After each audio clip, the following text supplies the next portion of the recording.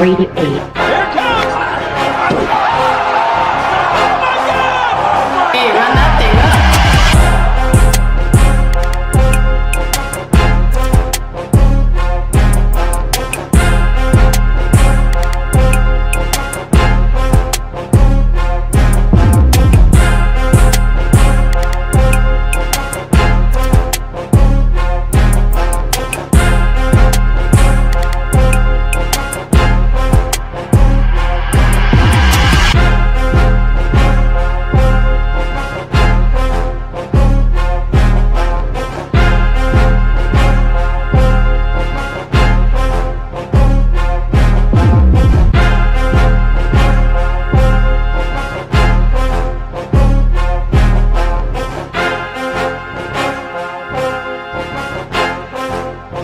Radio 8.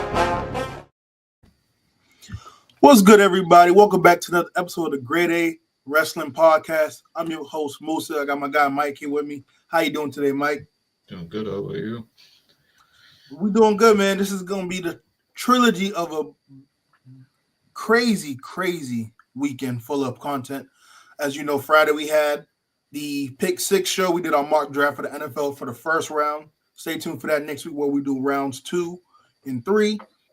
Also, yesterday we had the Grade A show, basketball show. Yesterday we talked about the top teams in the West and East in the OKC Thunder and Cleveland Cavaliers, and now we got wrestling today. So we got a lot to talk about. We're going to touch base on the Elimination Chamber, the recap for that, the recap of the weekly shows. As well, we're going to talk about the top 30 heels turns in WWE history.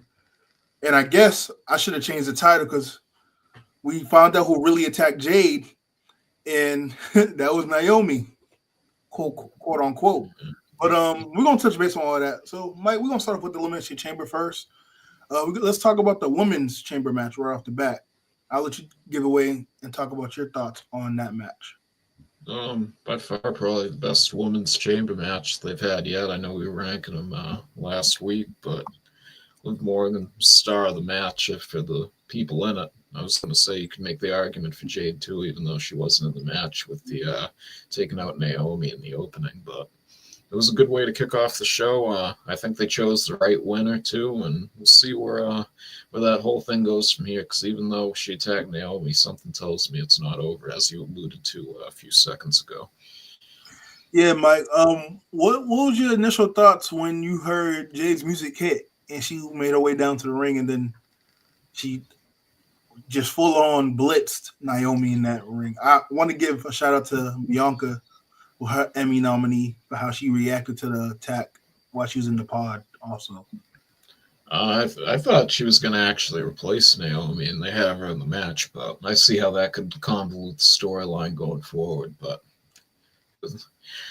as I said, I believe a week or two ago, if they didn't do it that previous Raw, they had to do it either on Friday or Saturday, if not wait till Mania. So they did it at the right time. So we'll see where it goes from here. So far, so good. I agree. I love the black attire, like to the detail, how much that can mean behind the scenes for the storyline. What Jade wearing black, and then you had Naomi and Bianca, of course, wearing white. So it was kind of Jade tuning into her darker side, which I love to see. That door spot was very, very nice touch. Just gave him more of a ruthless, badass look. So I love that part. Obviously, Bianca doing what she did in the pod was like just cinema. I love the storyline they're telling between these three women, and I think it can cultivate something much bigger post-Mania. This can, now that we finally got the ball rolling with this can actually lead into SummerSlam also, depending on how they write it out. So I love the story that they're telling between those three women. As far as the match goes, I think it's probably one of the top 12 chamber matches. Definitely the best women's match overall. From the spots, everyone getting in what they needed to get in during their time. The stories they told within the chamber, like it didn't feel like nothing was meaningless in that match. Everyone had a story. Everyone had somebody that was feuding with that made perfect sense. And then you had the Iron Woman of it all, Liv Morgan, who she can be the face of your division, whether she's on Raw or SmackDown, I believe. What the work that she's been putting in over the last year or so, I believe she can. You can give her the keys, and she can do great things with it. The problem was, and I think you can agree, Mike. Whenever they put her into it, Rhea is when it's like we don't. It's like things get stagnant. We don't want to see her with Rhea no more. I don't ever want to see Liv and Rhea conversate, get in a ring together. Like that stage is done because we're tired of playing that cat and mouse game with those two. I think whenever Liv is away from Rhea, she flourishes and shows her full maximum potential, and it showed in this chamber match. Yeah, I'd say the same for her and Nia Jax too. Whenever they get in the ring, it's not a pretty match to say the least. But I would agree. I think it's honestly, you could argue that it's one of the best matches, if not the best match of her career. And this goes for Jade too, even though she wasn't in the match. You saw the amount of effort that was put into the whole card from top to bottom. Every match, you could tell like John Cena, Jade, Liv, they've all been working hard at the Performance Center, getting ready for this match, and it showed last Saturday. Yes. I want to give a shout out to my dark horse pick who I had winning the match because we honestly didn't know what direction they was going to go in, which was a good thing in this scenario. And that's Roxanne Perez. She showed out in the chamber match, had a good showing. I even like how they eliminated her. That showed that she had it takes a lot to get her out the ring. So that kind of gave her a good way of getting out the match without it kind of giving her a hindrance to her character. And I'm excited to see what's going to come this summer for her and whatever program she gets tied into, because obviously right now she's going to be tied into the Bailey program, which I think can go up to Stand and Deliver, unless they want to give it a Mania match, which I wouldn't mind seeing it, but I think that'll be a good card, a good match to be on the Stand and Deliver card. Shout out to her. I love the kayfabe Naomi has been doing since the attack. When they was on the red carpet for, I forgot the name of the movie, but her and Jimmy was on the red carpet. She had the neck brace with her dress, like keeping kayfabe alive, which is why I love the Queen of the Ring. Yep, Queen of the Ring. Thank you, because I couldn't get the name. So I love the kayfabe that Naomi's been doing. But as far as the match goes, also Bianca is really good at the storytelling she did in that match. Her and Liv, I think that whip spot on top of the pod was really good. Liv definitely showed off her bruises and her marks in that match. But all in all, I think the match was really, really good. And it was a great way to start off the chamber. Especially how they ended up on the stage. We had Bianca, Rhea, and Io, which we're going to talk about once we get into the weekly show. But yeah, this was a great, great match. Any last thoughts on this match before we get to move on? No, good nothing. Next, we had the tag team match with Tiffany, the Tiffies and Trishies, if you want to call them that. Tiffany Stratton and Trish Stratus versus Nia Jax and Candice LeRae. I think this was a solid match. It was a good filler match before you get into the main event cards of the matches outside the women's opener. I think it did a service. You could tell Trish definitely needed had some ring rust when it comes to certain spots. If you notice how Tiffy had to kind of kick her out the ring a little bit towards the end of the match to kind of move on with the next spot in the match. But overall, it was a really good, solid match and great showing from all four women, in my opinion. Yeah, I don't go much on this match. I wouldn't have even been mad if they put it on the pre-show, to be honest with you, because I know Triple H likes to keep the PLEs sort of shorter, and I know he probably would have gotten a lot of shit for a 3-match PLE with the one segment at the end, but to keep it in the time constraints, I wouldn't even mad if they put this on the pre-show. Not mad at all. I think this was like a filler just until they get to Mania for Tiffy. And we're going to talk about it once we get to SmackDown. But I just feel like, and it could be just a Charlotte thing outside of her and Rhea. Things just and Becky, it just doesn't feel like this rivalry is really like feeding what it needs. It's not serving what it needs to serve. But we still got some time left up until Mania, because we said the same thing leading up to the Cody's program for Mania, but now we're in full gear. So I'll hold off on that. Well, next match, the match of the night, which I think is a top candidate for match of the year so far. That's the no sanction match between Kevin Owens and Sami Zayn. And I honestly can say this, I can watch them feud over and over. Unlike Rhea and Liv, these two just seems to keep rekindling that flame. It's kind of like Triple H and Shawn when they used to just have their rivalries and stints. Man, was this match great. I love everything they did from the presentation, although live I was kind of opposed to it. I thought they were just making a mistake with the lighting, but it was all serving purpose to the non-sanctioned match. So I'll let you go off first, Mike, on your thoughts on the match. So I had a lot of questions going into it because usually when we see no sanction match, the most recent one we saw in recent history was an AEW between Swerve and Hangman. You usually have it as the last match when you should just flicker the lights or then you shut them off and then you go with it to make it truly unsanctioned. So yes, we still got the lights off and everything, but I don't know. I'm glad that they had the referee not wearing the official referee uniform. They covered the turnbuckle pads. I know a lot of people think they missed one. They didn't. The referee when he fell, it took the cover off the bottom one. They didn't miss one, but I think just with everything, it was great that we had this match in this way. But just for the unsanctioned thing, they did it as good as they could do. I think another thing that would add even more to it is if they didn't come out to their entrance musics either. Just try to make it as unsanctioned as possible. But I thought it was. I'm not going to go as far as saying probably match of the year so far. Yes, I'd agree, but I don't think we'll be by the end of the year because I agree. Few little gaffes there, like I forget who it was. I believe it was Kevin Owens. He banged his head off the barbed wire steel chair, and he's not bleeding. I know they saved the blood for later in the night with the Cody thing, and it sort of sucks because that outshined this great match in Canada, but for those guys in their homeland, and I believe this is like their biggest arena that they've done in Canada. I know they've done it previously for WrestleMania and stuff, but. I honestly, not to cut you off, I think this is their best match together since they've been feuding. Oh, I agree. I'm talking even indie days with Sammy and Kevin Steen.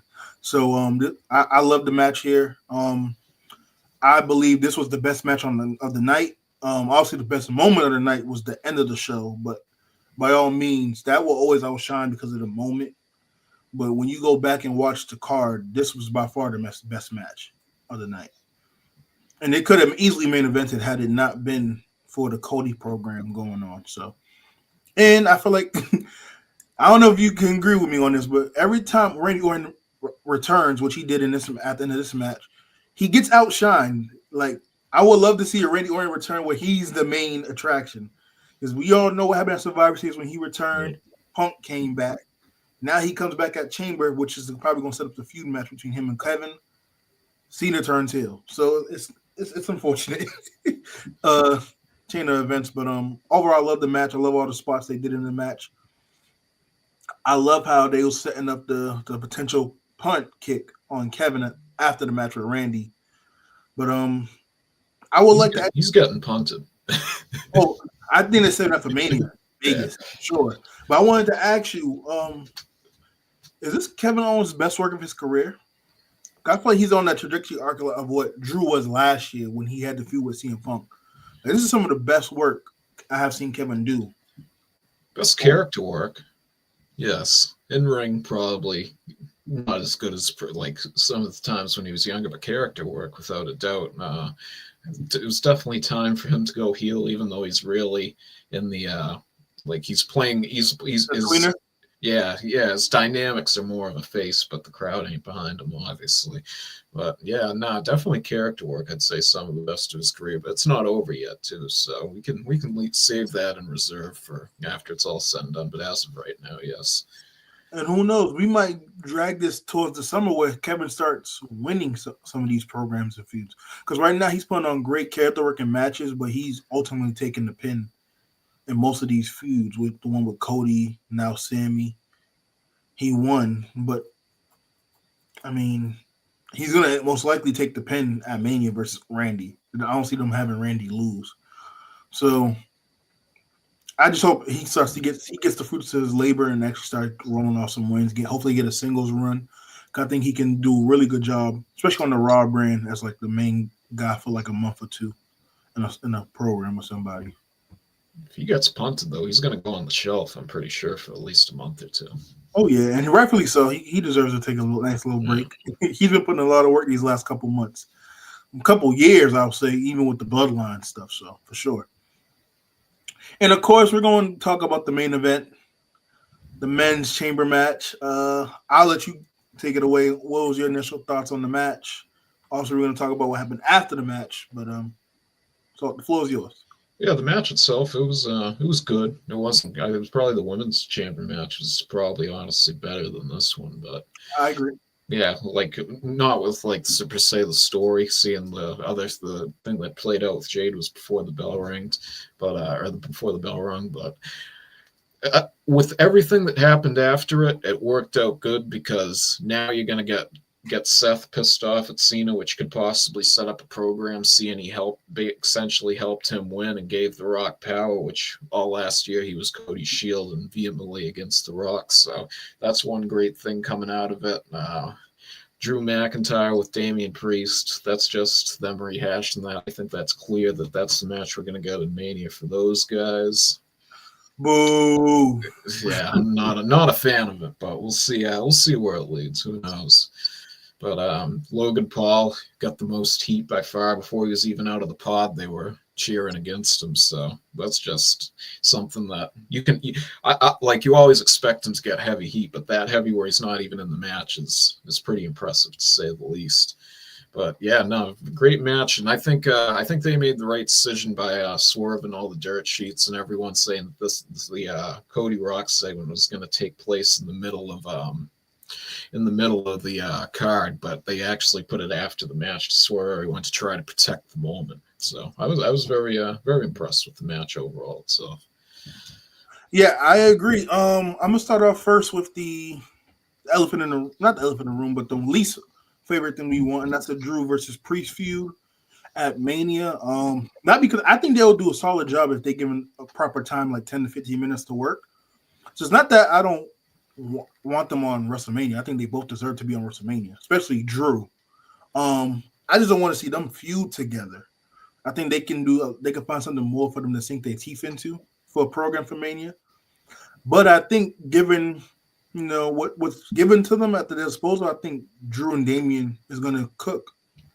Damian has improved on his character work, and he has improved on the mic. I still think he has some room for improvement on the mic, although he has improved, as I just mentioned.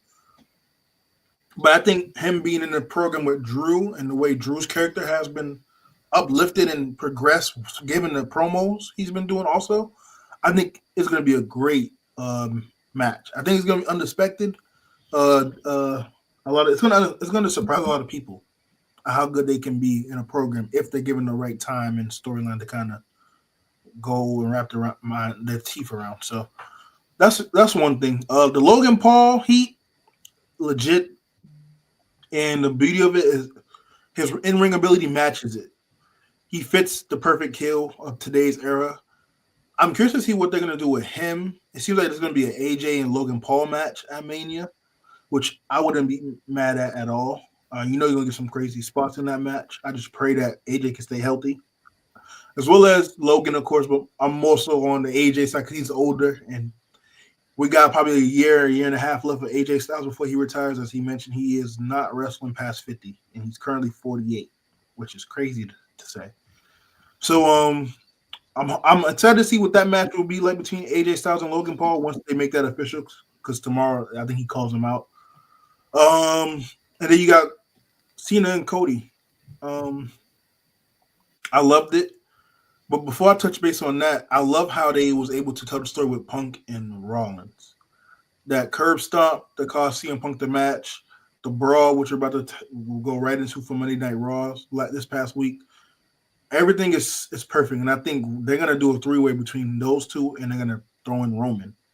I think this will be a perfect way to do the match because Roman still got his receipts to get from Steph as well, and obviously him and Punk have some animosity, fairly little, but they can easily write something up for that. So I think that's gonna be a good match, and I think it's gonna be the first year we have Roman not main evented in 4 years. So I'm excited to see what they go with that direction. Maybe because It's Roman. Triple H, like he said, quote unquote, the main event's not set in stone. But all in all, I love the match itself. I agree with you. The women's chamber was by far the better chamber match on the show. And the moment which we're about to talk about now kind of outweighed the match itself. Now we're gonna talk about what happened after the chamber.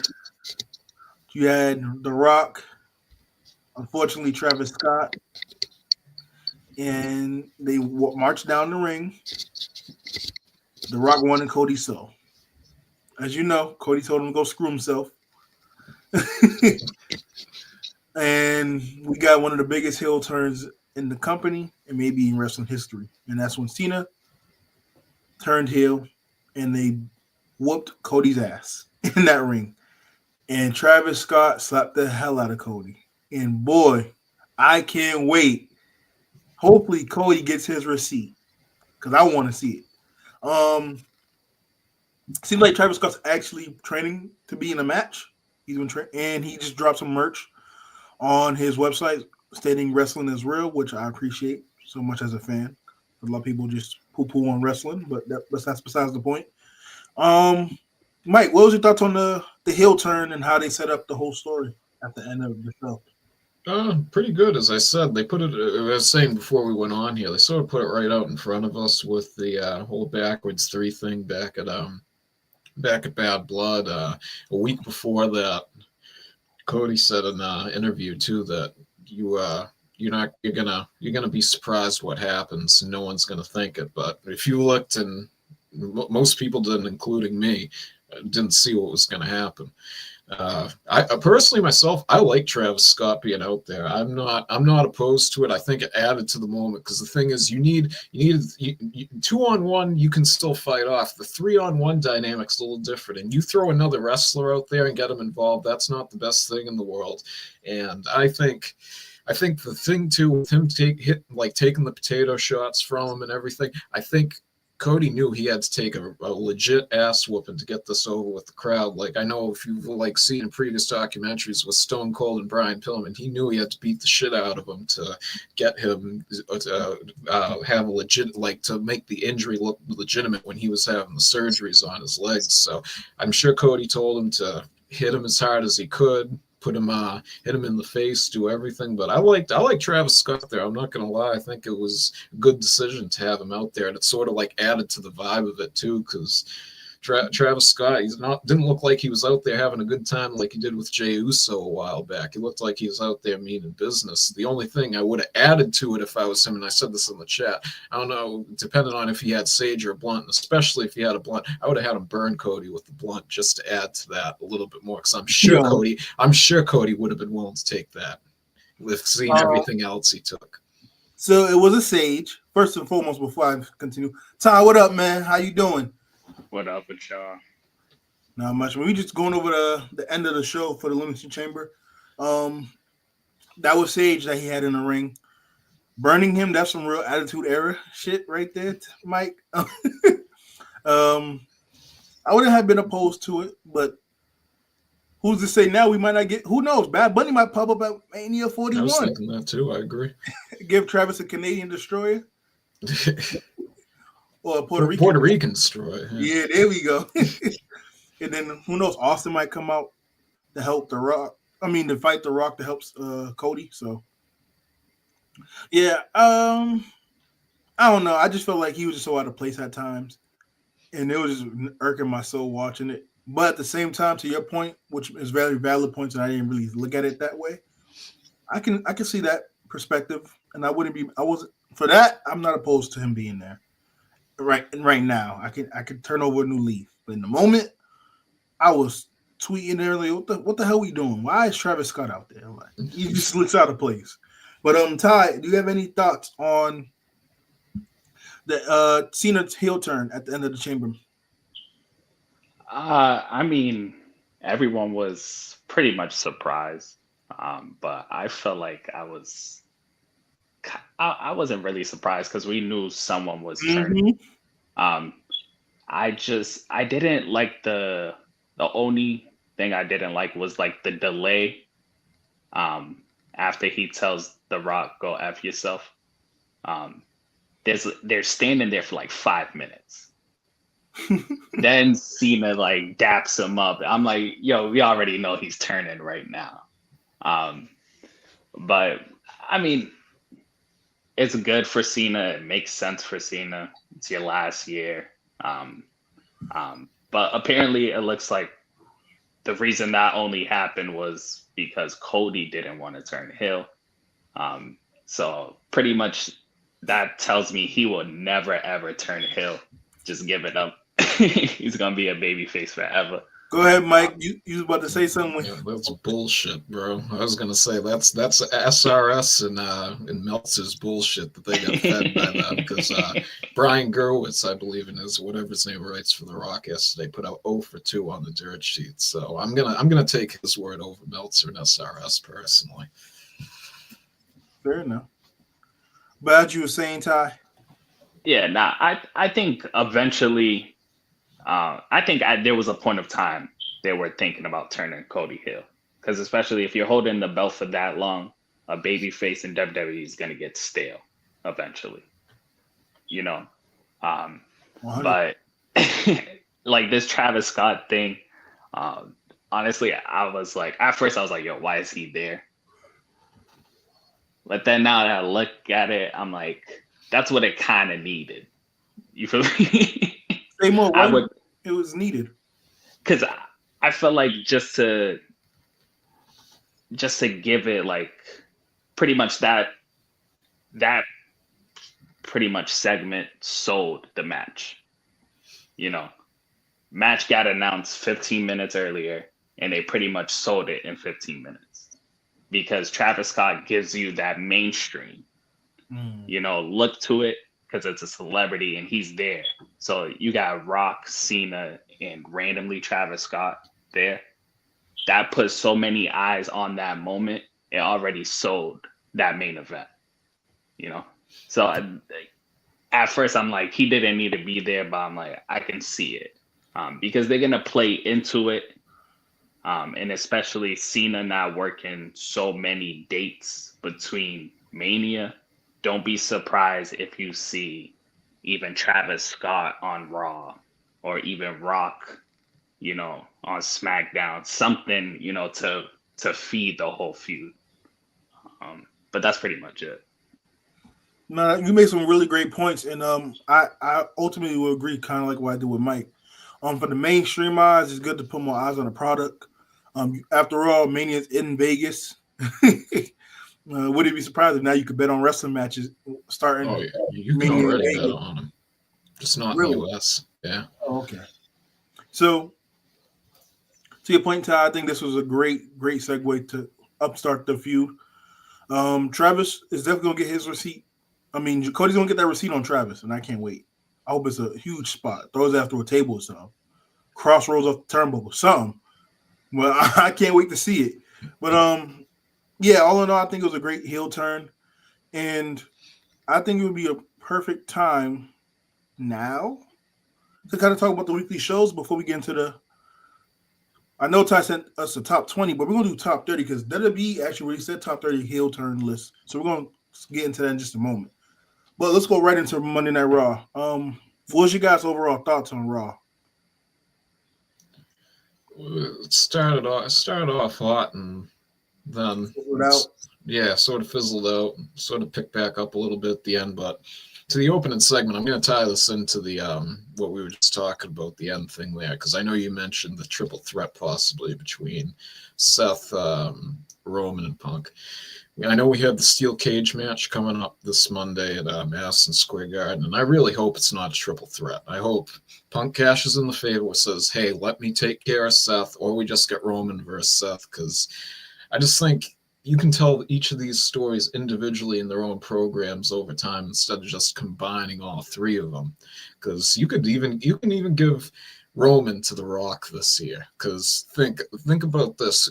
Roman has been that brother to The Rock for the longest time, even though they're cousins. He's been that brother to him. He's saying, oh, I've never had that brother. That should be a slap in the face to Roman. He should want to come after Rock and fight alongside Cody after that, personally, I think. So I agree. Ty, any thoughts on that? And then your initial thoughts on Raw? Well, Mike, not to ruin your moment, but it's definitely going to be a triple threat. And basically, Rollins' promo on with Pierce pretty much sold it on me, because the fact that he mentioned Roman Reigns, then he announced the steel cage, I can already tell it. Tomorrow night, tomorrow night he's going to return. There's going to be How you maybe we get a winner or something. Maybe Rollins does win, then he returns. But it's definitely going to be a triple threat because my biggest question, if it's not a triple threat, they're going to want Roman to at least fight on the card at Mania. And I don't see what else he can do. I don't want to see him versus Solo. I mean, him versus Fatu's cool, but that needs the right build up, you know. Especially Fatu's probably will eat the pin, so I think it's too soon. Then, especially with Punk, like I don't see what else Punk does for Mania if he's not in that triple threat. So I think to just pretty much save it for the whole creative, it is going to be a triple threat. And I'm not opposed to it because that's probably going to still whatever night they're on. So they're probably going to be on the first night just in case Jay Uso and Gunther don't really do good. But I think it's going to be a good triple threat, in my opinion. I agree. And I think tomorrow night, how don't you have Roman come back at Madison Square Garden on Netflix Raw? I think it's obvious. I think how he comes back potentially is you have Rollins win the cage match because if you remember, Punk got the first win when they debuted on Raw. So Rollins gets his get back as the cage rises. Dum, dum, dum, that theme song hit. Roman probably comes from their entranceway or he comes behind. And if they want to tell the story, you could have Roman come from behind and do the signature chair shot that Seth did to him when he broke up the Shield. Or he could just come from behind and hit him with the Superman punch or a spear. You have Punk still in the ring, looking at what's going on in the little corner. And that's how you end the show off. And if that happens, that'll be, give me my credit. I take my money in Zelle, not Cash App. But all in all, I think that'll be a great way to segue into the three-way dance at Mania. To your point, Ty, I don't know placement. If they do night one, I could easily see them trying to have that main event. It just sucks because we know at this point neither one of those women's title matches will be main eventing. Most likely one of them is going to open up the show. I would much rather have Tiffany and Charlotte open up the show because I just want to get that match out the way. I agree. I just don't see the proper build up for it as of now. So that's no disrespect to the ladies. It's just the creative hasn't given us something that we want to really invest in as of yet. So yeah, that's how I see that going about. What else we have on the card tomorrow? What happened this past Monday? I'm trying to remember. Was it I felt like Lyra was on that card. I can't remember because it was kind of stale after the. She was going against Ivy Nile, right? It was, right? Yeah. Okay, Ivy Nile. Yeah, I thought that was a good match. I was gonna mix up her in last week's Raw's match. That's why I got confused. But yeah, that was a good match. I really wish Ivy Nile would have won because again, like I said, I kind of wanted to see American Made kind of clean house on the gold. That tag team championship match though was so forgettable, and it sucks because Raw has some decent tag teams where you can tell a proper story. I wish whoever's telling the stories for SmackDown's tag division, can they just do the same for have them tell the story, he or she? I don't know. Can they just tell the same stories? Not same, but right for the Raw tag division? I promise you'll see an uptick, especially given it being on Raw. The fact the Raw Raiders, who are your tag champions, come out and there's really no reaction. Zero. It's a bathroom break going on. It's sad. Not to mention you have one of the most athletic tag teams on the main roster in American Made with the Creed brothers, who you continuously just flopped since you brought them up from NXT. These guys should have been legit tag team champions by now. And they could have been what American Alpha would have been had Jason Jordan not been hurt. But they're bigger, stronger, and more athletic.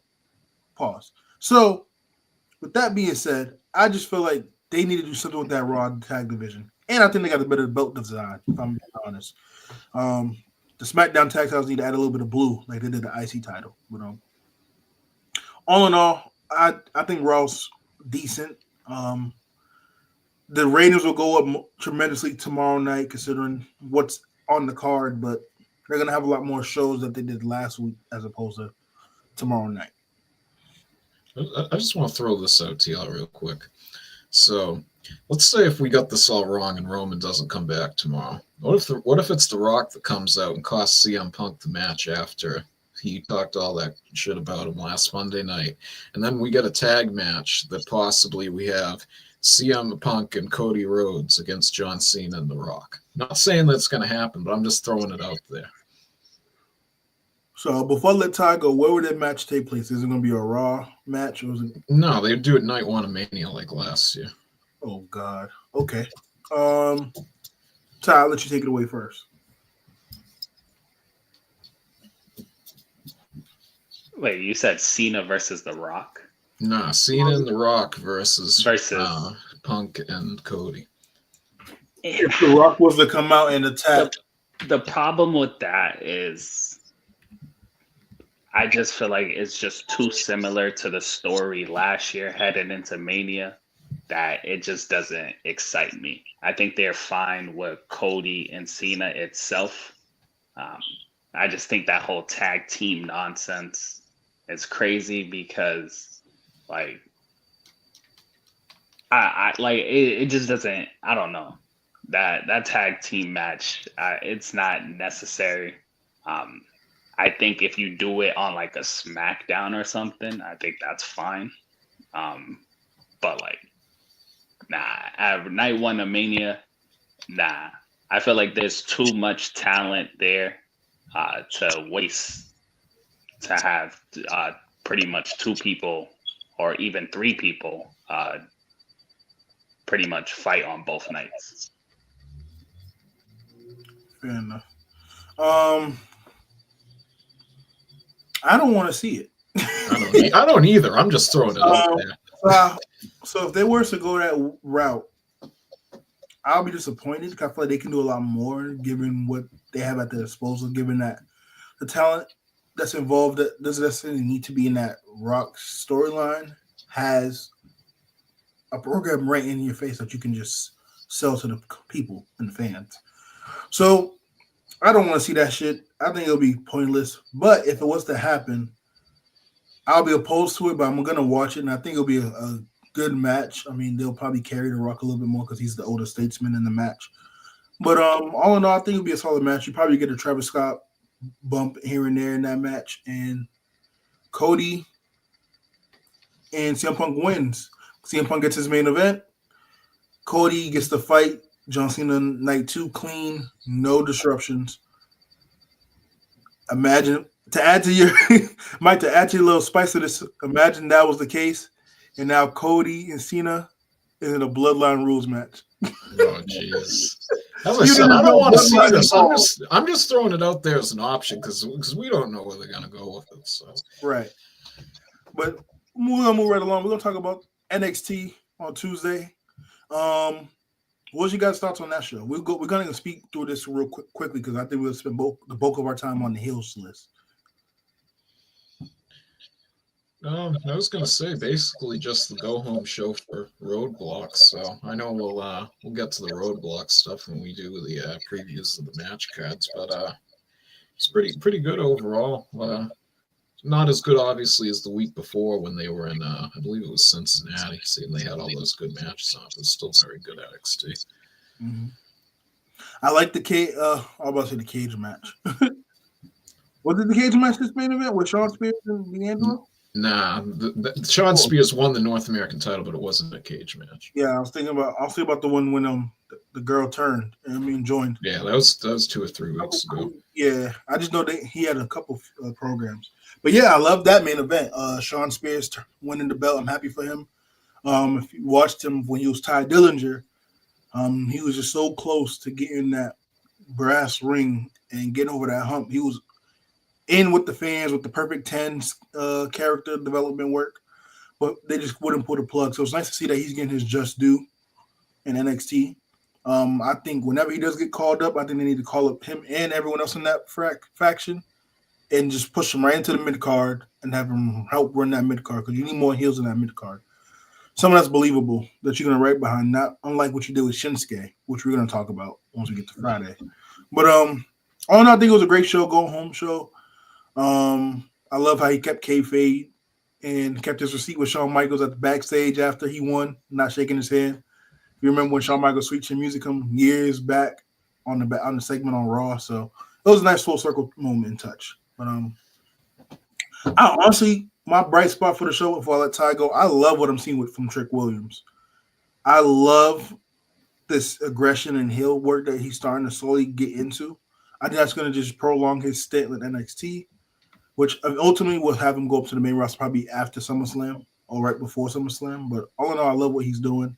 I just hope they keep his theme music as a heel and when he gets moved up to the main roster. Don't change the theme music. It's perfect. The fans love it. It's a perfect way to get everyone excited after their bathroom break matches. So, yeah, that was my overall thoughts on NXT. I agree with you with the Trick Williams' heel run. I think it's good, but the problem with it, I don't want it to prolong him going to the main roster. Because just something about just seeing him still on NXT is like very bothering me. Because especially when you go look back at the whole feud with pretty much him, Mello, Breaker, and you still see him in NXT, and you at least see Mello and Breaker, see what they're doing on the main roster. I'm just like, why we still got this guy in NXT? I was very surprised they gave Shawn Spears the belt, but then really not, because they're not really capitalizing on Tony D'Angelo as I thought they would. They reach a ceiling, then they stop. They did this twice because he was over at one point, then it stopped. They got over again, got the belt. Now it's so I wonder what they do with him. But I think Shawn Spears can pretty much do what all North American champions do. You pretty much like work their ass off on a match and pretty much put the prestige on that title. So I'm not mad about it. Cora Jade and Jordan Grace. I forgot about that. Yeah, because the match didn't even happen. I don't know if it's real. I don't know what's going on. I think she actually got hurt in that match. Like, I think she got concussed during the match. Yeah, I don't know what's going on, but I'm excited for Roxanne and Jordan Grace. Absolutely. And real quick, and I'm gonna let Mike let his thoughts go. You mentioned Tony D'Angelo. He's someone that I think needs to get moved up to the main roster as well. Him and the family. I think they'll be a perfect addition to the tag team division, whether it's Raw or SmackDown. And I think you get another star for the women's division. So I think they'll be a great addition to either brand on the main roster.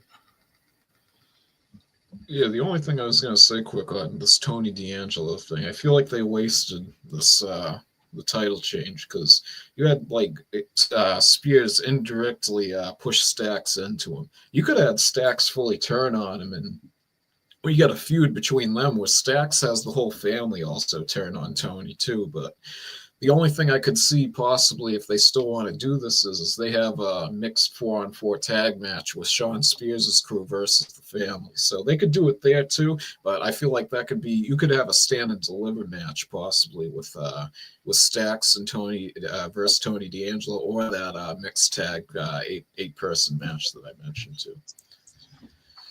I agree. We're gonna move right along. We're gonna get into AEW. I think we're going to just combine both shows in this segment. So we don't need to talk about Collision. That was so bad last night. We can talk about I want to start first with the promo, the sit-down promo Mariah May and Tony Storm had. That gave me Austin.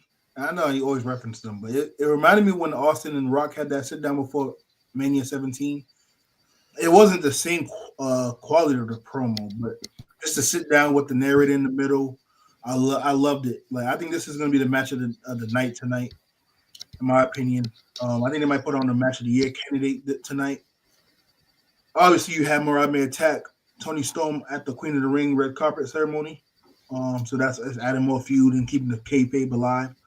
So that was one of my biggest highlights of that show. Obviously, it had Strickland and Ricochet with the contract signing, and him mentioning Samantha Irvin. God bless her. But all in all, I think it was a solid show. Collision, not so much. You didn't like Drylistico and Hologram? Holla who? No. Hologram. Tony Khan with a mask. No comment. I'm just here so I won't get fined. I'll let you guys take it away on AEW though. It was a typical AEW go home show.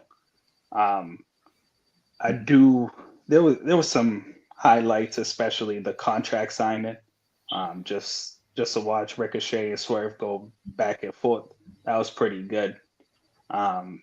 Then I have a question for you guys. So the fact that Swerve mentioned obviously Samantha in the Ricochet promo, and we heard about how Samantha left because she wanted to do more in wrestling than ring announce. Do you think they bring her back? Well, they bring her to AEW and cost Swerve the match tonight, and pretty much be the mouthpiece to Ricochet, because he needs a mouthpiece. So I think either Prince Nana or has to turn, or they have to go this route, in my opinion, because he needs a talker. He can talk a bit, but he just needs a main mouthpiece, in my opinion. I hope they don't have Samantha come in. I think she's doing well with the music and everything else. But I wouldn't be surprised to see Prince Nana turn on Swerve. That's going to end the era. I think it ran its course, so to speak, I think. But the funny part about that, Ty, that you mentioned, if Prince Nana does turn on Swerve and Ricochet wins, we now have Ricochet as a number one contender for the AEW World title. Who would have thought? So that's a swerve in of itself. So, Mike, what will be your thoughts on that question? So I want to see Nana join Ricochet, but I want it to go even deeper than this. I want Nana to keeps his robe and he goes with Ricochet. And then you bring Samantha down the road, but she's not with Ricochet, she's with Swerve, and that's how he gets back at Ricochet. What I just thought about, this is an entertainment show, but I'm telling you, that would be an interesting. That would be a very interesting storyline. Mm-hmm. That would be. You stole my manager, I steal your girl. So we get a Matt Hardy edge all over again. Facts. It's like 06 WWE booking right there. Man, that would be interesting to see. But we're gonna move right along. We're gonna get right into the Friday Night SmackDown. What do you got? I'm gonna start with you this time. What was your highlights and big spots for SmackDown this Friday? I mean, the promo itself of Cody was a highlight because that's what you need, and he's gonna really need to be in his bag. Because I'm telling you, there's going to be a lot of episodes that neither The Rock or Cena are going to be on. So he needs to carry this feud so much. I mean, the low light, you mentioned it earlier, Shinsuke Nakamura, LA Knight. What are we doing? What is going on with SmackDown? I don't know. I don't understand it. I'm gonna let y'all talk more about that, but I would bring up another high point: the tag team division. Tag team division is obviously leading into a multi-man ladder match at Mania, but this is I feel like NXT Raw just needs to steal this blueprint. Because he literally took all the tag teams he has on the roster and they're doing something with it. So I think that was good. SmackDown overall wasn't bad. Yeah, I think NXT started doing that with their tag teams, and then it kind of faded out. Yeah, they did. They need to kind of pick that back up because I actually like a lot of the tag teams they have on NXT. I like the two white dudes with the high jean shorts. I can't remember their tag team name. Oh, Hank and Tank. Hank and Tank. Yeah, I like. I'm not a fan of them. I like watching them. I like watching them. They're entertaining. I love what I see from them. Also, you know how you guys know how I feel about Tavion Heights and Miles Bourne, especially Tavion Heights. So yeah, but SmackDown all in all, solid show. Cody's promo was elite. I agree with you, Ty. He has to do a lot more of those leading up to the show, especially with Cena not being on the cards leading up to Mania. With that being said, I like the promo from Randy Orton. That was funny and entertaining. The main event, I guess they just put it there to elevate the title, but honestly, this could have been a lot better had they booked Shinsuke properly. Shinsuke won the belt at Survivor Series, I believe it was. Yep. So he held that belt for as long as he did. Excuse me, nothing came out of it at all. At all. Like, what was the booking being done? I know he had his brother pass away recently, so my condolences to his family. But this was just a pointless win. I feel like if that was going to be the case, you should have just kept the belt on LA Knight. Or you could have eventually had him drop it on SmackDown to Carmelo Hayes or Andrade, who they seem to forget to use him now. So, yeah, that's how I feel about the main event. Charlotte and Tiffany Stratton. Can we please give them a feud that actually makes sense? Like, start giving them something that we can get invested in, because right now I don't care about this match at all. At all. I almost forget Charlotte's back half the time. And to add fuel to the fire, I love that this other woman's getting the spotlight, although her ring ability has improved, but that ain't saying much. Charlotte's going to be fighting B-Fab next week. B-Fab to get the win, I'm not going to lie. I would love for Tiffany Stratton to cost Charlotte the match and B-Fab win. Yeah, you're hoping over under 2 minutes on that match. Because once that figure 8 is locked in, she is tapping in 2 seconds. So that's kind of like my biggest take. And the tag division is just on fire, and I think it's going to cultivate with my Street Profits getting the titles they rightfully deserve. So, but Mike, what would be your thoughts on the SmackDown show? Let's start with the Tiffany Charlotte thing. It's good that we see Charlotte just beating her down, because hopefully that means she's not going to win the title, but I could very well easily see her beating Tiffany at Mania and not putting her over. So we'll see what happens on that. But for the tag team division, I know you guys were talking about previously on this. They can fix this, what they got right now. Just reunite the belts. They should have never been ununified in the first place. So if you put the two belts back together and you bleed the tag teams over between both of the shows, you get more involved with doing the same thing. But because my guess is with the scene we see it on SmackDown, not Raw, it's Jason Swatek, I believe his name is. I forget his last name, but he was the lead writer of SmackDown before Road Dogg got over there. So my guess is he's still doing that. And then the only thing I got for the U.S. title match there was Shinsuke and LA Knight. I know we said there's not much that happened with the title reign. There was no story going into it, too, when he took the belt off of him at Survivor Series. He came out, like 2 weeks before, give him the mist, and we get this random match. No one gives Shinsuke a chance to win. Everyone gets shocked, and he wins the belt. So I don't know if they're making up for previous mistakes taking him off at this quick, but I really don't even know where Shinsuke goes from here in WWE, to be honest with you. I would not be surprised if we see him on upcoming, if he goes back down to NXT to try to reinvent himself, or we see him on an upcoming release list coming in the future. Yeah, and that's the sad part, because I think this is one of their biggest fumbles, is Shinsuke Nakamura. And to your point, even if the match came up abruptly, the fact that you gave him the belt and didn't have a storyline for him afterwards, other than him just keep feuding and putting mist on LA Knight, was just pointless. Like, no one's gonna get behind that. And it sucks that this new theme he had, I actually liked the theme. As far the entrance and everything, I loved everything about it. It had nothing there. I think the one way you can rekindle this is if Aleister Black is on SmackDown. You have them two feud as his first feud coming back. I think and that's more so because of how their characters are portrayed, and they both have similar wrestling styles. I think they'll put on a great match, and that can kind of rekindle it a little bit, give him a little bit more of an extension on his contract, so to speak. If you talk about GM mode, so that's one thing I feel like they can do with Shinsuke.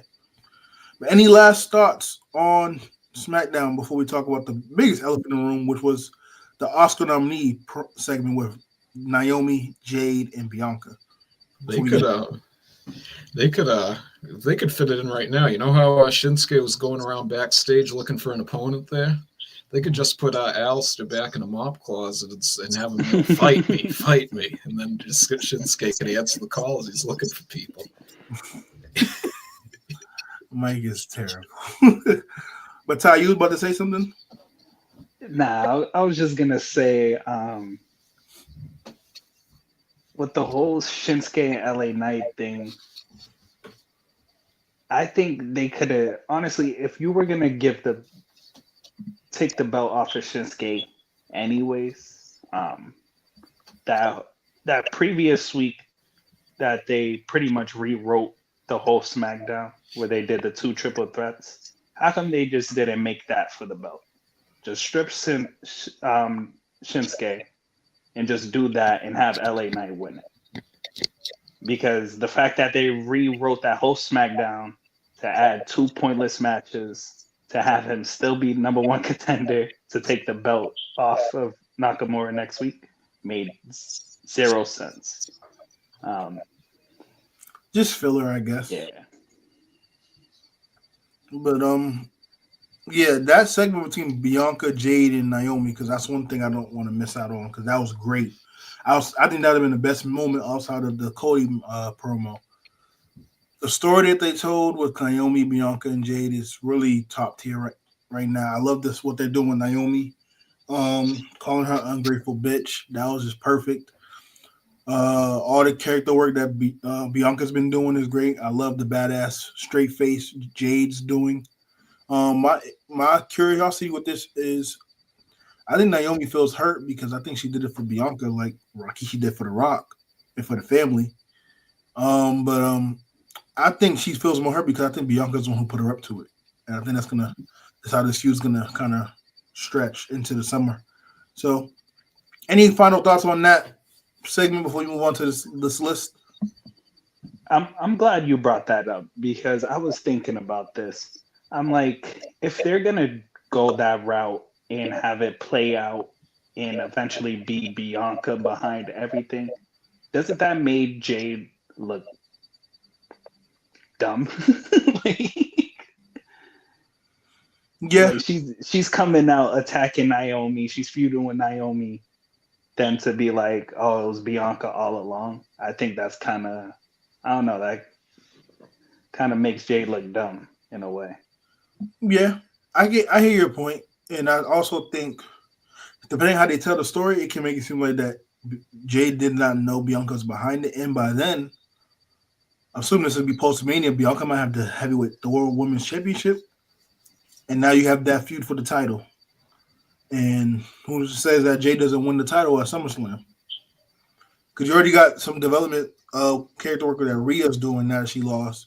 She could probably fight Io for a little program here and there, maybe, depending on what they want to do. Because I believe they're supposed to be doing a draft after Mania. So who's to say that that's not a scenario? But Mike, any thoughts on this before we get to the list? Not really. Just on Ty's point there. I know how he said she could be looking dumb. The one way you could play this out too is you could have Bianca or Jade cost Bianca her match at Mania, and where Bianca, seeing she didn't go alongside Naomi and stick with her, now Naomi and Jade both don't want nothing to do with her, and she just gets left out in the dust at the end of it.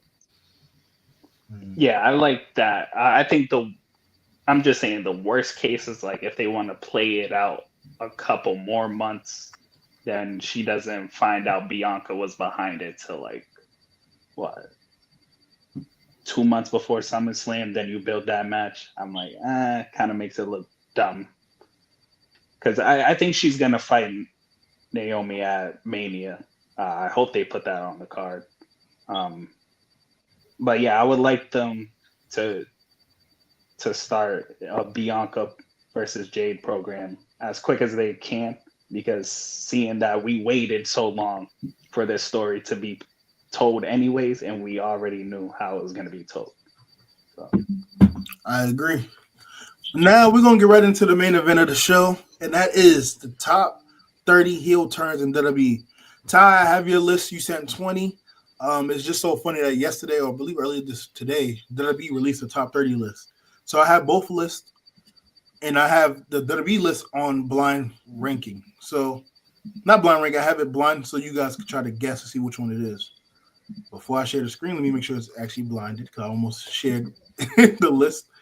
So I'm gonna have you guys guess to figure out which one is which. Because there's a couple that you have, Ty, that they actually don't have on the list, which I'm surprised they don't have. So let me share my screen right now. Boom. So as everyone that's watching, as you see, the rough drafts column is the list that Ty sent in for his top 20 heel turns. What you see on the left is going to be our official list that we're going to come up today on the show. And then on the right is the WWE list, and I have it blacked out because I'm going to release one by one which one is which. And I have the rankings next to it in column D for what's at the number 1 and what's at the bottom at 30. So, real quick, Ty, you have Savage turning on Hogan. That's not what you had at number 1. So this rough draft list is not in order by no means. But we have Savage turning on Hogan. Hogan joining NWO. Tommaso Ciampa turning on Johnny Gargano. Punk turns on The Rock at Raw 1000. Of course, HBK turning on Marty Jannetty. Rollins turning his back on the Shield. Kevin Owens turning on Y2J, which I was surprised to see on this list. Bret Hart and Austin. I believe it's Bret Hart, correct? Yeah, double turn. The double turn. You have Triple H turning on HBK in 2002.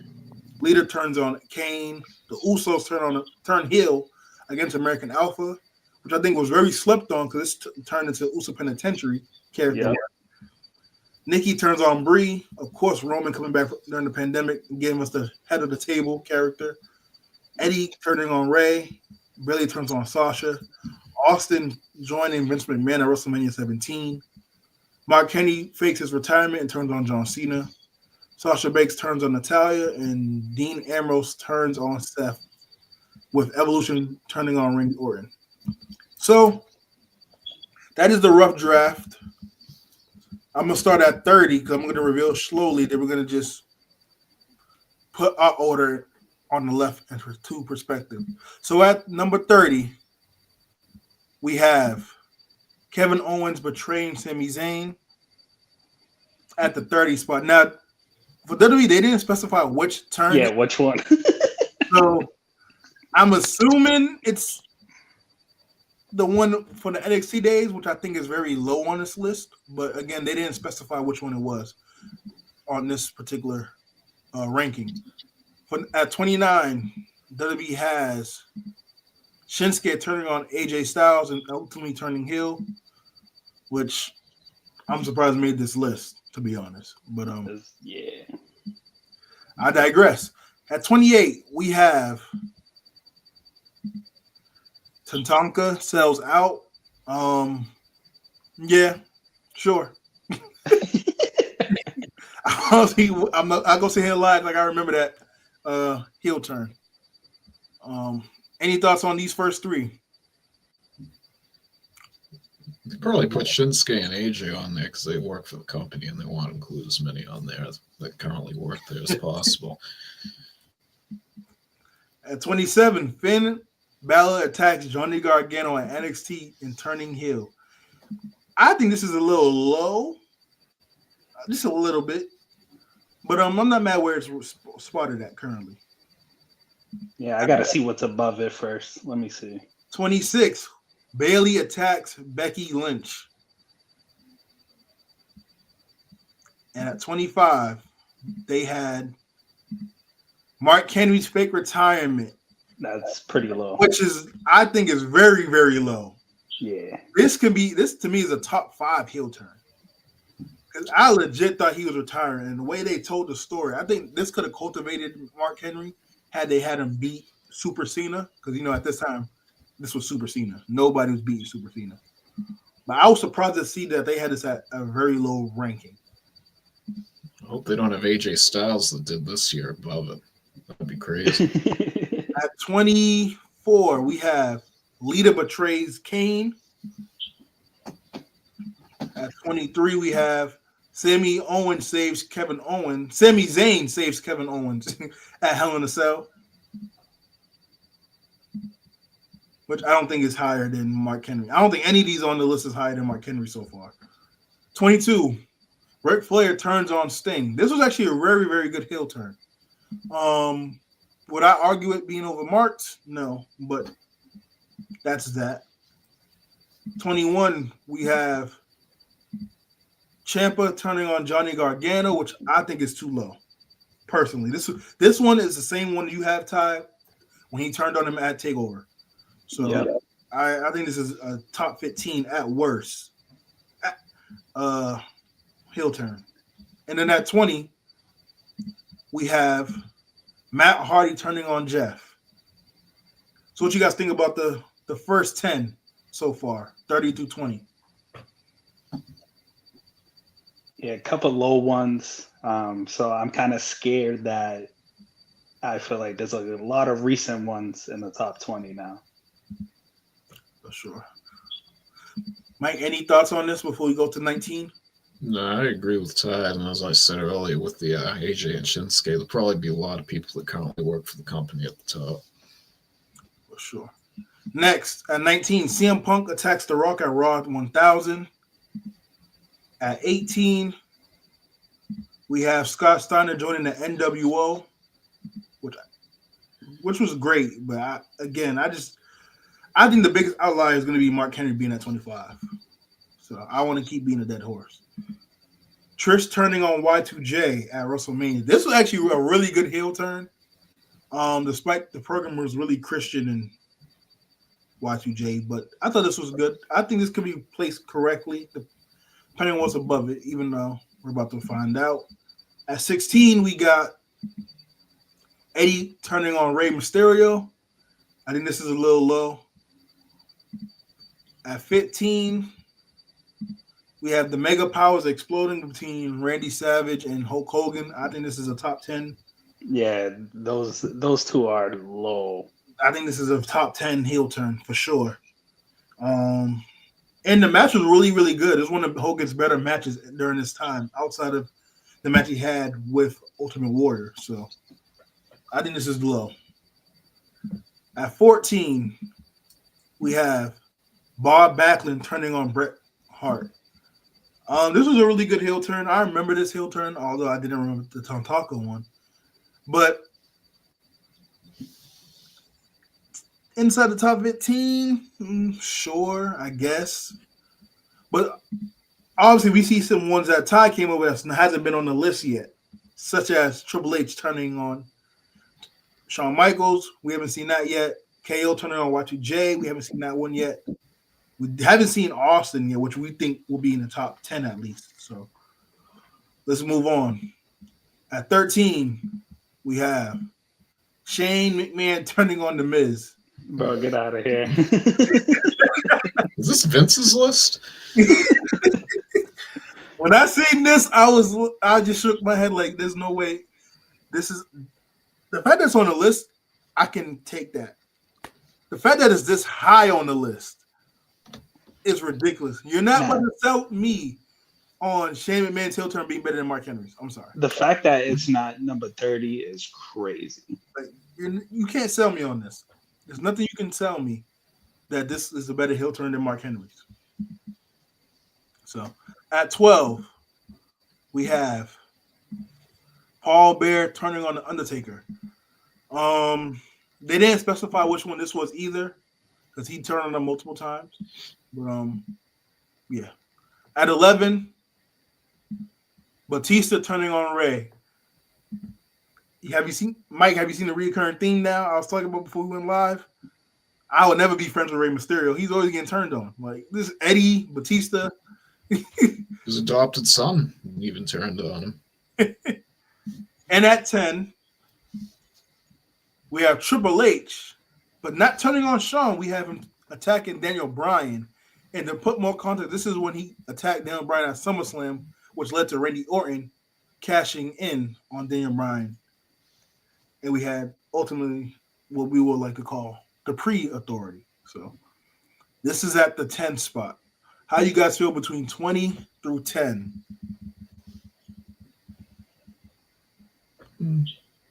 Somehow it got worse. I don't know. Mike, your thoughts? Does Gotta Triple see. H attacking Daniel Bryan deserves to be at 10? No, this could be Stephanie McMahon's list too. We gotta wait and see what's at the top. I might have been wrong on Vince.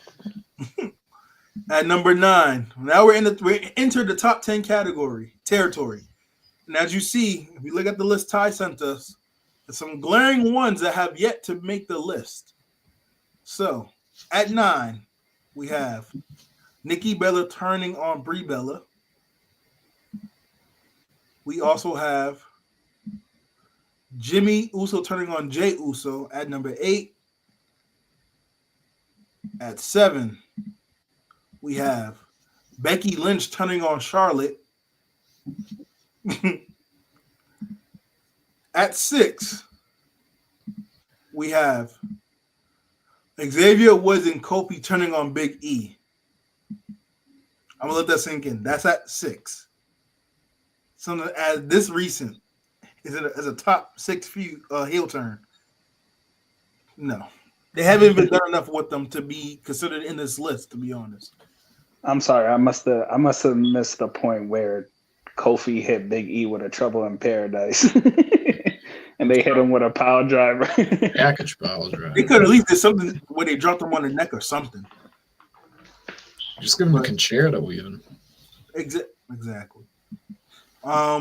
Looking at Ty's list, there's some glaring ones. Kevin Owens turning on Y2J has yet to make the list. Triple H turning on Shawn Michaels have yet to make the list. That's probably going to be at like top 3. Roman Y2J is not going to be there. Roman turning heel, where we got the head of the table, has yet to make the list. Austin joining Vince McMahon has yet to make the list. Bailey turning on Sasha turning on Natalya, Evolution, Dean Ambrose. We have a handful of ones that Ty came up with that has yet to make the list. We only got 5 spots left. So, with that being said, let's get to the top 5. At 5, we have Dominic Mysterio turning on Rey Mysterio. I'll just sit back and let y'all marinate with that. Mike already said his adopted son. So, Is this a top 5 heel turn? Nah. It's clear the mission statement of the company right now. That's all I'm saying. Fair enough. At number 4, we have Shawn Michaels turning on Marty Jannetty. They got something right at least. I think this is a top 5 heel turn at best. So, at number 3, what you guys think is going to be at number 3? Has to be Hunter turning on HBK. What you think, Mike? I'm gonna go with Roman or Seth, maybe too. I think Roman's number 1. Yeah, Seth. Oh yeah, that's the one I forgot. Seth. Yeah, Seth's number 2. Roman's number 1. We haven't got. Hold on, we haven't gotten Hogan joining NWO yet either. They might put that at 1 though.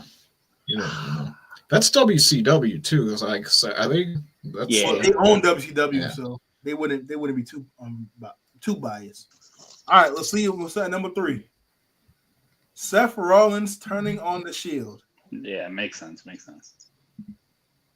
Number 2, what you guys think? Probably the Roman one then, if we just saw that. We haven't even got Austin yet, which is Roman's 1. They might not put it on here, which is fucking insane. It's because of the other guy's name that's on there. Yeah, Vince. No Vince. Yeah, you gotta remember who's making the list. And The hell with them. Let's be real. But anyway, at number 2, we have Hogan joining the NWO. Yeah, the Romans won. Yeah, figures. And Roman Reigns, you guys have at number 1. You guys ready for this? Oh, well, I didn't know if they were including that. Yeah, I would've said but that even from if the they're beginning. including that, you're telling me Roman Reigns turning is not a top 30 heel turn? Say it again, Ty, because this when I read this shit, I'm not gonna lie, I almost threw my phone. I was like, what the hell are we doing here? Who made this list, bro? I want to find out the exact person, but I know it came from WWE's website. But yeah, John Cena turning on Cody Rhodes a couple 2 weeks ago, basically. It's probably that social media guy. That social media guy that used to be on the bump. Now, luckily, I bookmarked this, so I'm gonna see if I can find the actual person who came up with this list. But this is the list right here. The fact that Roman's not on this list at all is ridiculous and it's laughable. But let's see. This was written by, of course, they're not gonna hide the name. Yeah, it's not. I'm gonna dig into it after the show. But now, time for our correct list to make. So, who you guys have at number 1 on our list to turn heel? The best heel turn goes to who?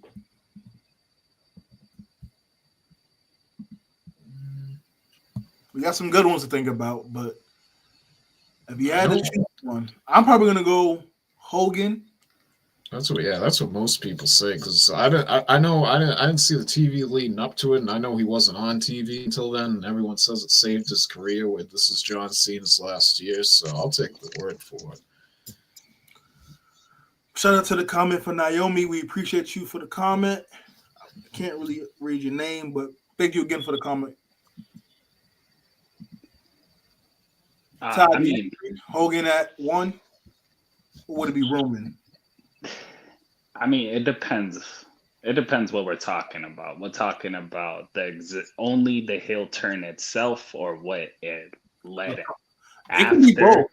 It can be both. Or 'Cause, I mean, you can make the argument the Bloodline versus NWO post heel turns. Which one was bigger? So I'm not mad which either one being one. I think these two are definitely the 1 and 2 on the list. But Ty's up to you. I think it's Roman, in my opinion. Yeah, I'm cool with that. So we got Roman turning heel at number 1 on our list. Oh, of course.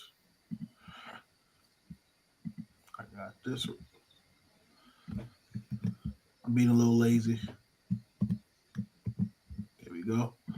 And then we have Hogan joining NWO at number 2. What we got at number 3?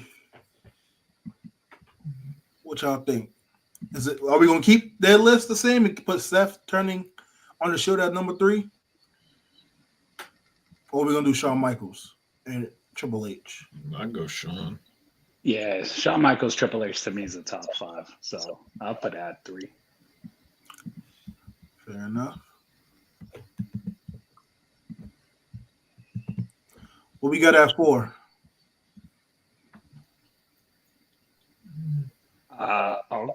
Honestly,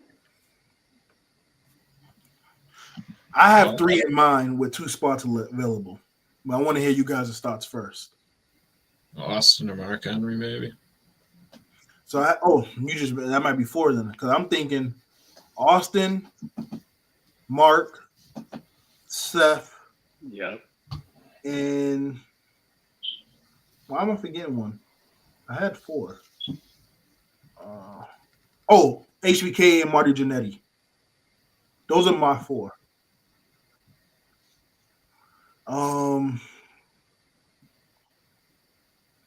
If I'm being honest, I don't think this one is 3. I will argue Austin joining with Vince is top 3. If I'm being honest. But putting that 4 is fine for the show. I'm cool with that. But what would you guys think? What would be the fourth heel turn? I think we go Austin, Cool with that. then Jannetty.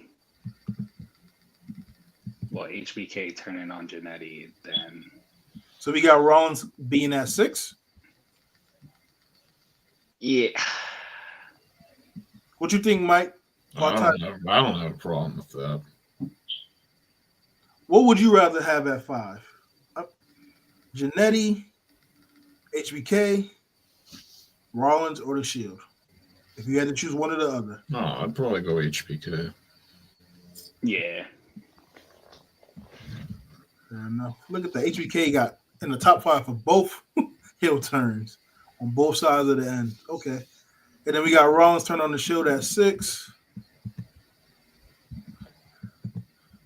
Okay. Now I think the next one, and y'all can disagree with me. This is where I'll probably put Mark Henry's. Yeah, I'm cool with that for sure. What you think, Ty? Nah, I'm cool with that.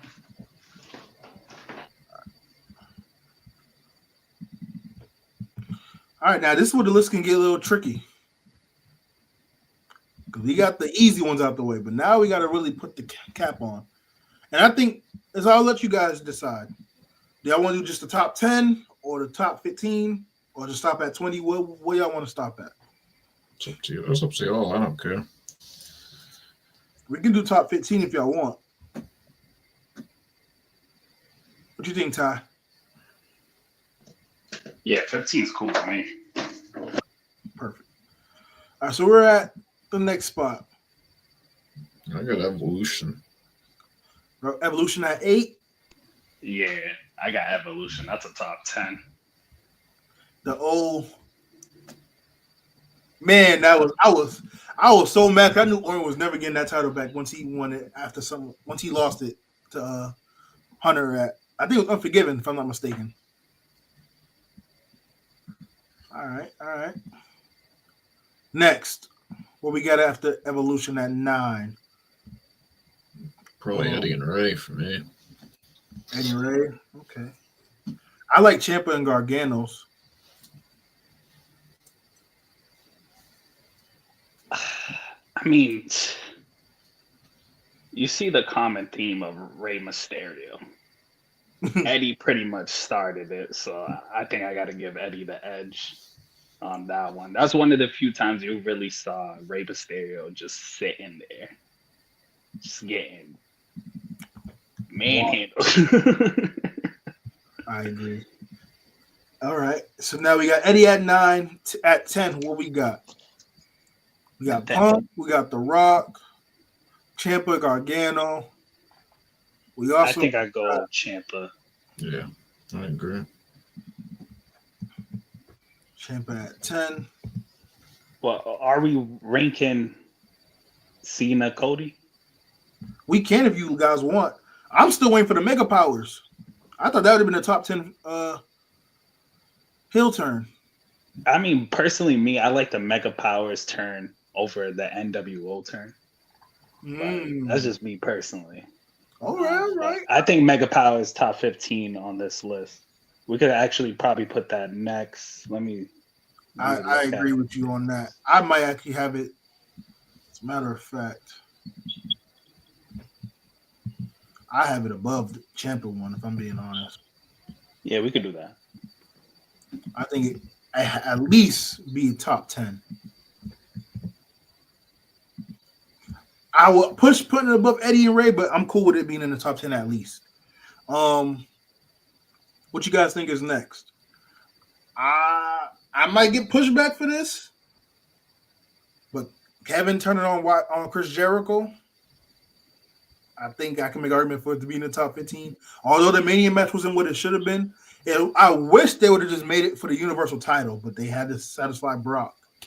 Because this easily could have been a Universal title match, or at least the United States. But how do you guys feel about this being in the top 15? Nah, I agree. I love this heel turn. Who else is on the list? Yo, The way the fans broke their hearts broke live when they seen that list, man. The good days. Back when Kevin was actually winning during his program for as a heel. Okay, where are we? 13. Let's look at this WWE list because we got a couple ones on here that can definitely be talked about. Ric Probably Flair. might put the Usos up there, right? Do you agree, Ty? The Usos being on the top 15? Me personally, bro, I was a SmackDown Live guy, man. So seeing them turn on American Alpha and develop that Uso penitentiary style, for me, that's top 15. I'm not mad at that at all. We having it at 13 is a good spot. Next, I will push for some WCW. I think Ric Flair turning on Sting is a very good one. I think this is really, really good. Do we think any women heel turns are top 15? Yes. I think it's Bailey's for sure. I'm just trying to figure out. I don't think it was Bailey turning on Sasha. I think it's the other one. I think that led to her getting a role model push. I think that's top. I could argue that being top 15. But we still got Cena and Cody. We haven't touched on. We also have. Where is it? I guess we talk about Kevin Owens and Sammy. Cause I assume that's the NXT one also. The problem with that, they just got too many. Yeah. But what would you guys? Which one do you have at 14? We got a lot that we can make this list, and we got 2 spots left.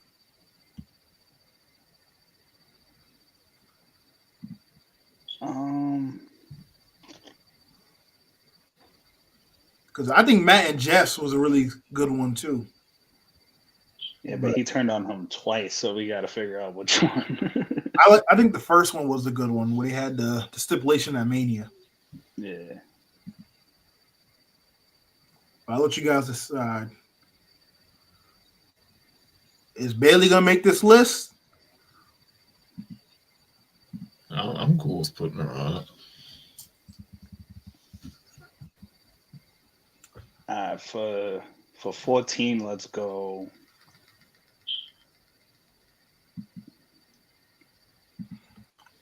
Are you good with Bailey going at 14, Ty? And if so, yeah, we might as well just do Bailey. We might as well just do Bailey. And is the one she turns on Sasha, or is it the one when she turns on Becky?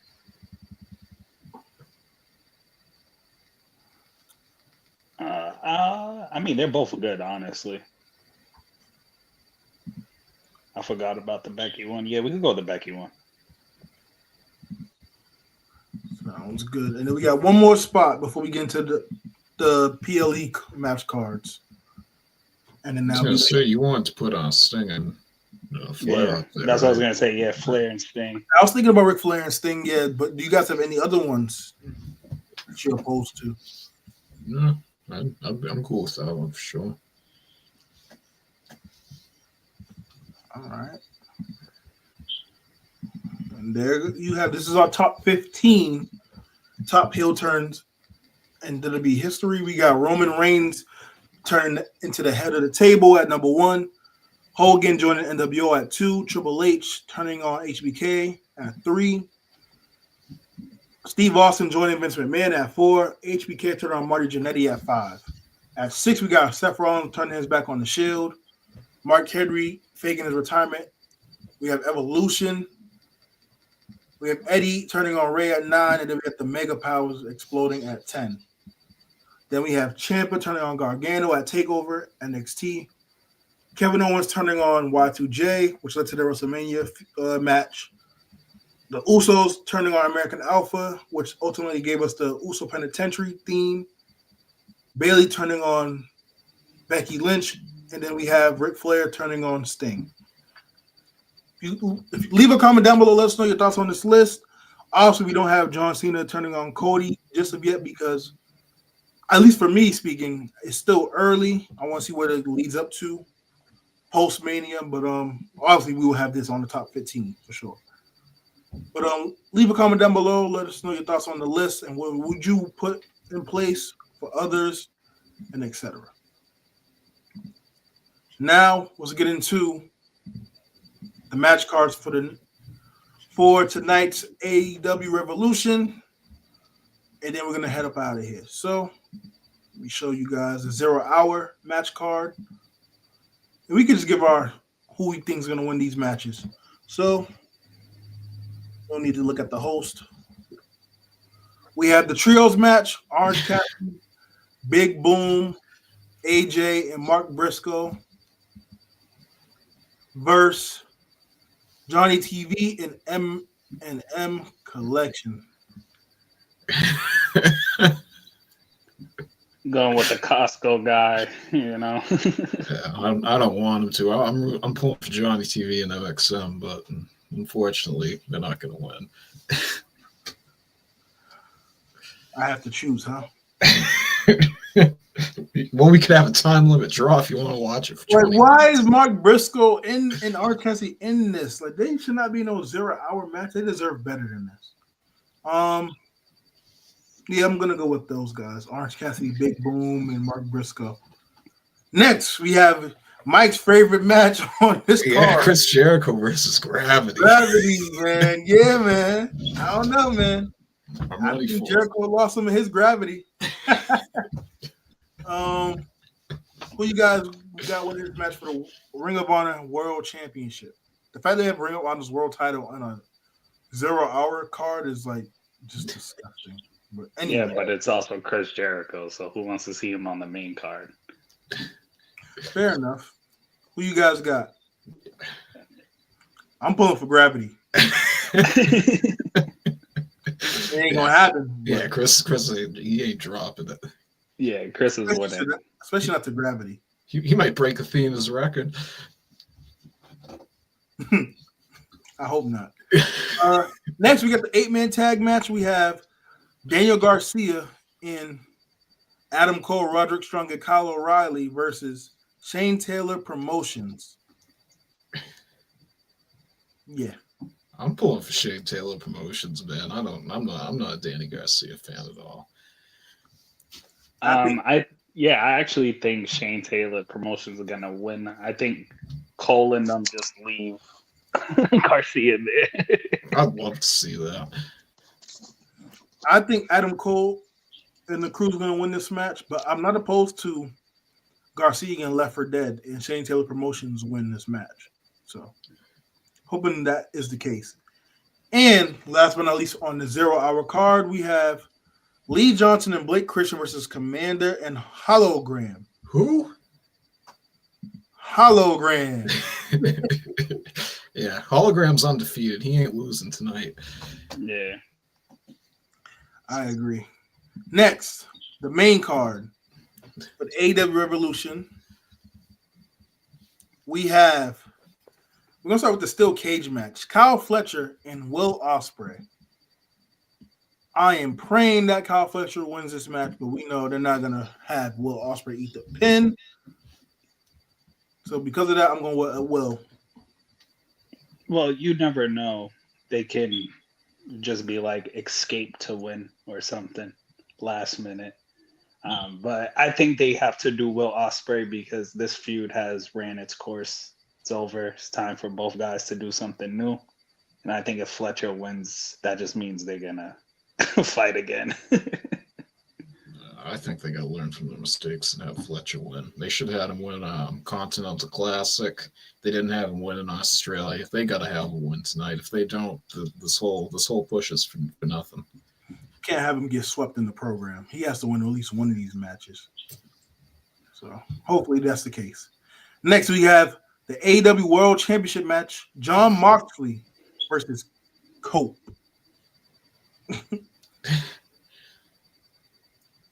I got Cope winning this match and Christian coming out and cashing in and winning the title. For God's sake, I hope that's the case. Who you guys got? Yeah, I got Cope. I don't know. I honestly don't know. Normally, Wrestling 101 would tell you after what happened at Grand Slam that Cope would win, but he You just got took out. DK booking the show, Mike. Yeah, he just had all the Death Riders taken out, and who knows what pull Moxley has and Cope has. I honestly don't know what happens here. If Christian comes in and saves us all, I'm cool with it. Fair enough. Next, we got Kushida Okada. I butchered Kazuchika Okada.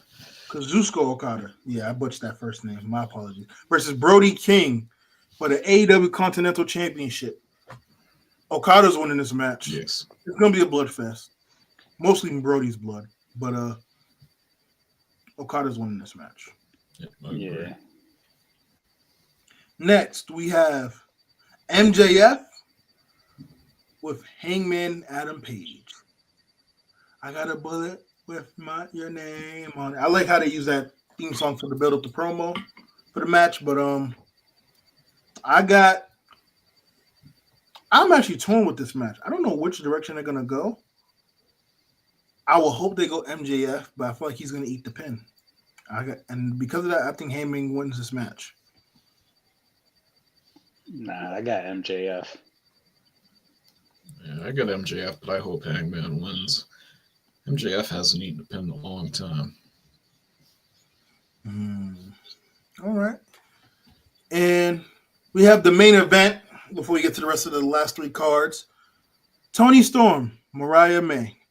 I think this is going to be the match of the night. Who you guys got? I think Toni Storm's going to win.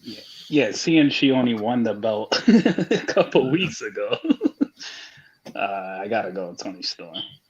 I want Mariah May to win, but I think I agree with you guys. Tony's going to be the one to come out the victorious. All right, next we have, I'm not pronouncing his name, but the AEW International Championship match. Konosuke Takeshita. Yes, Konosuke versus Kenny Omega for the AEW International Championship. I got Kenny winning. Yeah, Kenny's winning. Yeah, I don't see Kenny losing this match either. Next, we got the Hurt Syndicate versus the Outrunners. The Hurt Syndicate ain't losing. Yeah. Next, hopefully this opens up the show just to get it out the way. TBS Championship, Mercedes Moné versus Momo Wannabe. Wananabe. Yeah, I was trying to look at the name because it's kind of blurry. Every time I see her last name, I think of Wannabe. I couldn't even see if that was Momo at first. I thought it's so blurry. Okay. Yes, don't Momo look like Wananabe versus Mercedes Moné. My apologies. I can't even pronounce that name. I just couldn't get it was too blurry on my end. So I got Mercedes winning this match. Yeah, Mercedes ain't losing. Ricochet versus Swerve Strickland. Last but not least, of course. I hope Swerve wins, but they'll probably go Ricochet. I got Ricochet. I got Swerve winning this match, but at a cost. He wins, and this starts the potential where Nana turns against him. And I think he actually gets his AEW Championship match, but Nana and Ricochet cost him the match. So Swerve's eaten 2 pins in a row from Ricochet, though. So actually, I take that back. I think Swerve will win. Fair enough. Now, he's gonna eat 3.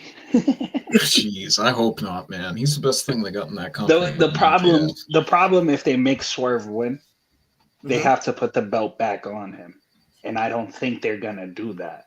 That's the issue. I wish he.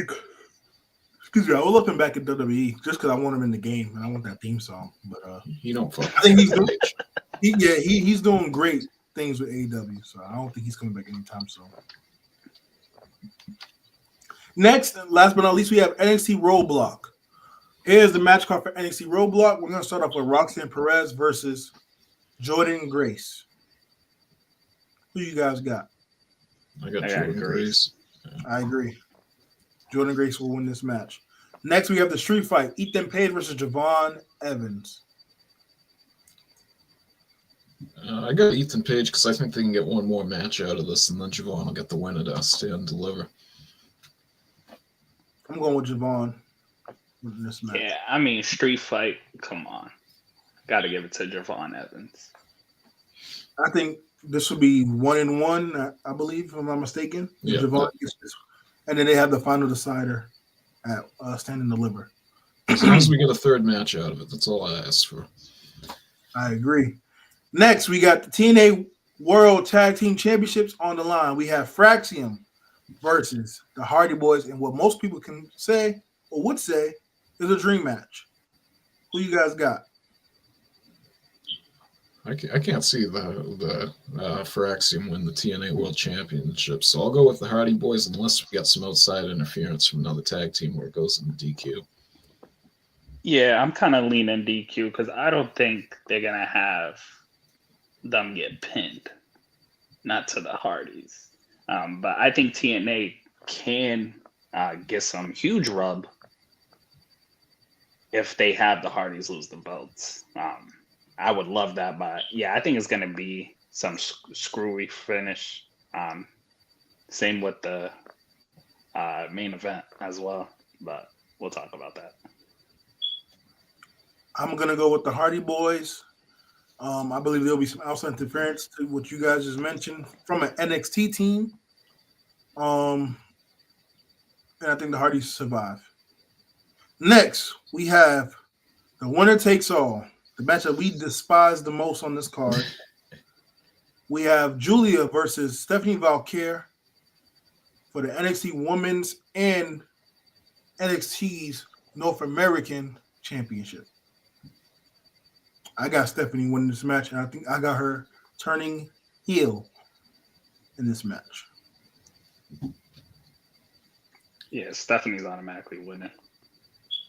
I got Stephanie winning, but one thing I'd like to see is if we don't have a DQ in the tag team match, if we had a DQ here and the two titles had to be vacated, where we had a nice build stand and deliver where we have to crown both of them, and not like a tournament where you could have a battle royal or something like that where you could build some real story in both divisions. I'd personally like to see that. I would love that idea actually, because then now you can have another match with Julia and Stephanie for just the NXT Women's Championship.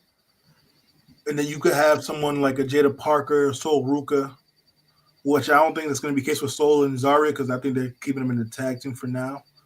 But I can see Stephanie, Kaylani, Fallon kind of feuding for that North American title, which I think ultimately ends with Jada finally getting a singles run. So, and then last but not least, the main event, which I actually think is going to be the co-main event because I think they're going to have the women main event.